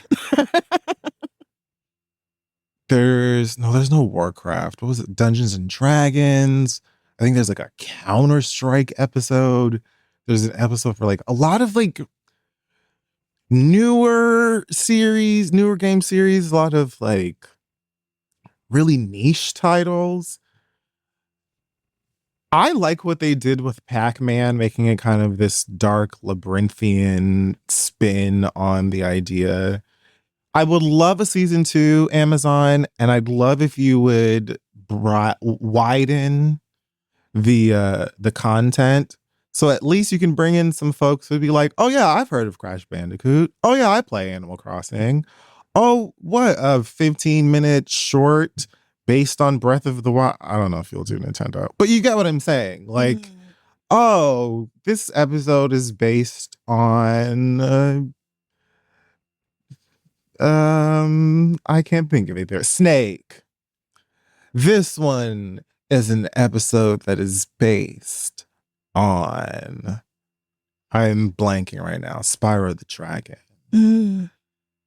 This one is based on a little game called GoldenEye. This one is based on Yoshi's Story. I don't know. Mario Kart? I don't know. Like, get the games that the girlies like. Where's like an old video game? Legend of Zelda? Like classic. Yeah. The ding Pong. I think I said Pong. Tetris. Galaga. Tetris. Mm-hmm. It's a good one. Duck Hunt could be, you know what I mean? Like, go for things to be like, oh yeah. Yeah. Things that people have like. Oh, this is all Nintendo Donkey stuff. Kong is a good one. You can tell what I played. Wave Race. Just like throwing stuff that's classic. My brain, I should have like thought of good ideas before I did this. Tecmo Bowl. Like, yeah. FIFA. I don't know. Mike Tyson's Punch Out. Mike Tyson's Punch Out. Maybe not that. Okay. Yeah, I don't really understand what you're saying, but I'm just naming games. Final Fantasy. If you make a game for like, or make a episode for a game that just came out last month, it's not is hype. I can't go like, oh, Crystal, you should watch this show Secret Level. It's like based on a whole bunch of video games, and she's gonna recognize one out of the 12. Like it's not. Yeah. Even as a gamer, there was like maybe 3 or 4 episodes where I was like, I don't even know what game this is. Like, but fine, okay, cool, we're here. That makes sense, man. And then my second read is, how do I even word this one? I want to beg the software developers to consider broadening accessibility settings for your user interfaces. Specifically when it comes to things like caption size, caption styles, caption colors. When it comes to things like icons on a screen. I'll give you an example. The PlayStation 5 and probably 4 has this weird thing where games that you have installed on your PlayStation are in like this one side of the game library called, I think, library or something. And then right next to it, it has a section called collection, which is basically everything that you have purchased. Oh, yeah. You just don't have that you have. Yeah. For some reason, the stuff that's installed on the PlayStation, I think the Switch does this too. The icons that you have for the installed games are different than the ones in the section that says collection. And I don't know why, but the collection icons are all gorgeous, lovely, make sense. When you install the game, the icons are different and they're all ugly. Like, I don't know why. And I know this doesn't sound sensible. I'm probably explaining it terribly, but it's like, imagine if you have a new TV and you're going to like the app thing on your TV to download Netflix. And when you go to the store with all the apps on it, Netflix has this gorgeous icon for it where it's red and the colors all light up and they're glittery and it's all perfect. And then when you install it and you go to home, the icon is just a red N. Or just like completely ugly and you can't change it. And you're like, well, why are they two different icons in the first place? And why is that one pretty and this one's ugly? The one I have to see all the time is the ugly one. That doesn't make any sense. Why can't I just change it? So here's the thing. I think I possibly OCD, ADD, ADHD. I have the disorders. Okay. And I would like it if those of us who do struggle with these types of things had more ability to rearrange, organize, and customize the interfaces of the devices that we use. For instance, the Nintendo Switch and Nintendo Switch 2 now. You can't organize your home screen. I can't just like put the games I'm currently playing and focused on in an order on the home screen. Okay. Why? Like, why? Because my brain, I will play, I don't know how many games the home screen of your Nintendo, let's say it holds like 10. I have many. And I'll bounce around playing a couple of games on a Saturday or something like that. Next thing you know, Tears of the Kingdom is way back on another page somewhere. And I forgot I was playing it. That's just the way that my brain works. I don't feel like it needs to be that way. I feel like you guys could probably pay your developers what they're worth. And damn, okay. And then we'd probably not have these issues. Anyway,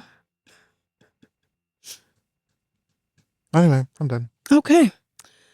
Real quickly for me as well, just a few things. First of all, Texas.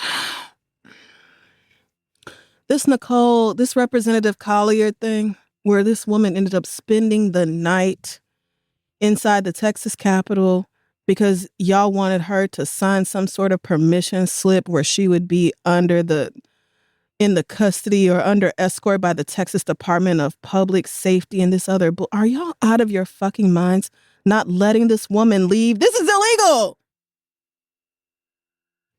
Some sort of retribution for them for the Texas Democrats not allowing y'all to gerrymander their fucking state.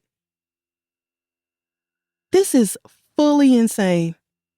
This woman had to spend the night in this building because she was the only person who wouldn't sign this slip, and so is just simply not allowed to leave. Like, are y'all for real? They straight up told this woman, if you leave the Capitol without signing this slip, you are subject to being arrested.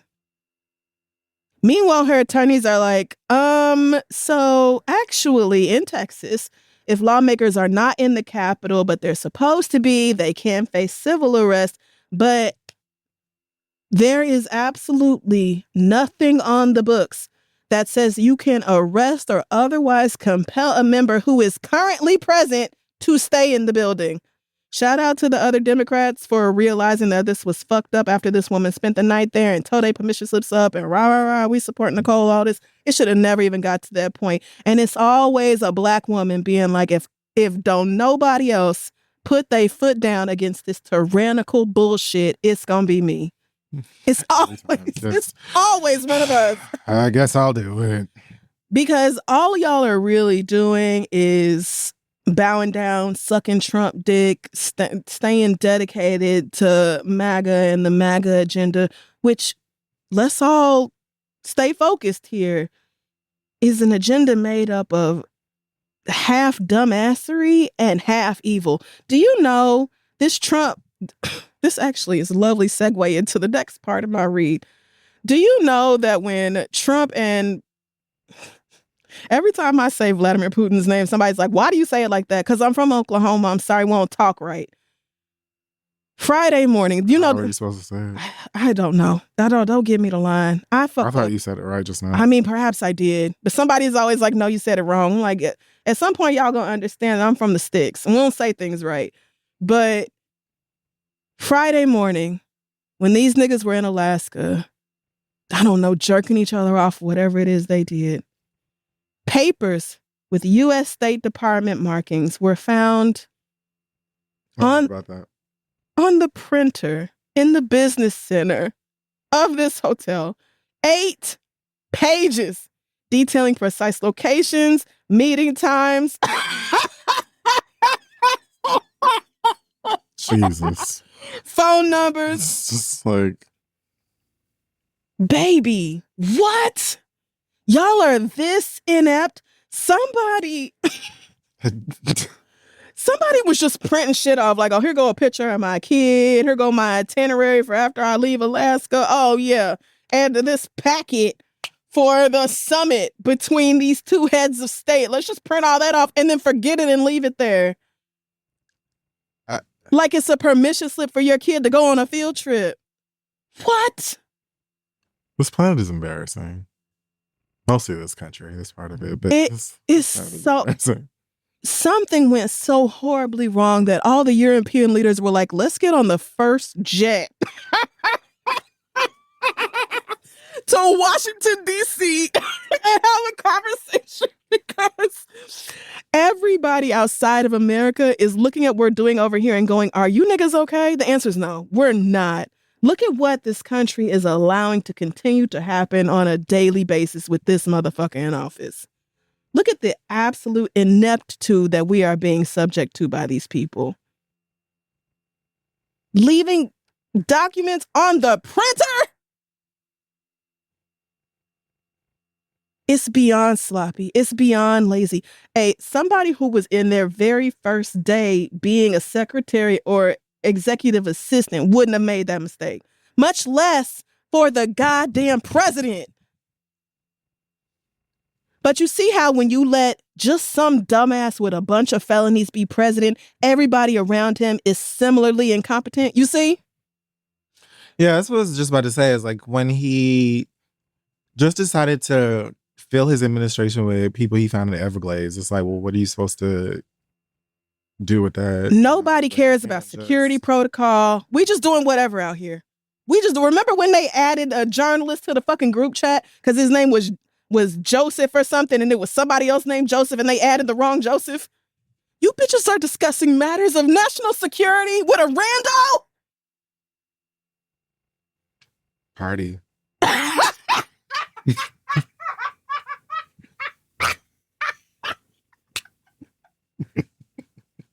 That's how unserious this is. We might as well be having a conversation in the workroom. We might as well be chit-chatting in front of Ruther Paul and and scheming on how to eliminate the most qualified bitch here. Like, this is the reality show we're living in. I can't believe it. It's very overwhelming. Last but not least, I mentioned this briefly when I was cussing Oklahoma out a few weeks ago, and approximately 900,000 of you tagged me. Oh God, if y'all ever get my number. Oh God. Don't even joke. Anyway, it has come out. I mentioned it very briefly, but Oklahoma is requiring teacher certification applicants. So people who are moving to Oklahoma from California and New York, it's probably 30 people total leaving New York or California to go to Oklahoma. Yeah. If you want to save money, you can go to somewhere else. Oklahoma's cheap, but you can go somewhere else. Anyway, Oklahoma is requiring these applicants who want their teacher certification to pass an exam administered by PragerU, which is a conservative nonprofit. It is designed to safeguard against radical leftist ideology. And basically, they're making sure that if you are coming from one of these liberal states, you're not going to come over here and teach our kids that being trans is okay and being gay won't send you to hell. You know, that you'll teach according to the Bible and the 10 Commandments and all this shit. And y'all said, didn't Crissle just cuss out Oklahoma and talked about how they 50th in education and they lucky they not dead last? Y'all 2 breaths ahead of New Mexico because they counting DC in this and y'all are like at the dead. Yes, I did. Yes, I did. You have to understand, there's no such thing as public education in Oklahoma. Whatever it is we doing down there with them kids now, it isn't educating them. It's vacation Bible school as far as I'm concerned. Year round with them kids. What the fuck? You ought to be glad anybody wants to move to Oklahoma in the first fucking place. People in Oklahoma don't want to live there. If they could get out and afford to live somewhere else, damn near everybody I know would have done that. And the ones who can, go to Texas. You can move to North Texas and your expenses go up by like $2,000 a year. Like, people get out. You bleeding citizens, because look at how stupid this is. You ought to be glad people with degrees even want to come to the state. This is just more of we saying it so that all of you liberals don't come here and try to come down here and indoctrinate our kids with your message of fairness and everybody's equal. Baby, New Yorkers and Californians don't even want to be there. They'll go somewhere else. There are cheaper states that don't have as many absolute dumb fucks in charge. Yeah. A constant embarrassment. Like, not many, but there are some. I mean, you can, and if you actually care about educating kids, you're probably not gonna go to a state that has made it so clear with classroom size and curriculum and ideology and funding that they don't give a fuck about these kids. You'd probably go to a state where the legislators are at least pretending to give a shit about what happens to these children. Probably. We don't even want to go, girl. Do you understand? Please. Never mind. That was about to fall on deaf ears. I was about to say, please stop embarrassing me. Please prioritize the people who actually live and work and love Oklahoma over this dumb fuckery hatred for the sake of hatred, but y'all not gonna do it. So Let me just wrap it up. That is it for me. And that's it for this week's episode of The Read. Find us on social media at This Is The Read. Our website is thisistheread.com. Any announcements from you, Kid Fury, before we head out? Fuck Mussolini with his dead ass. Party. All right, girly pops. Take care of yourselves. We will see y'all next week.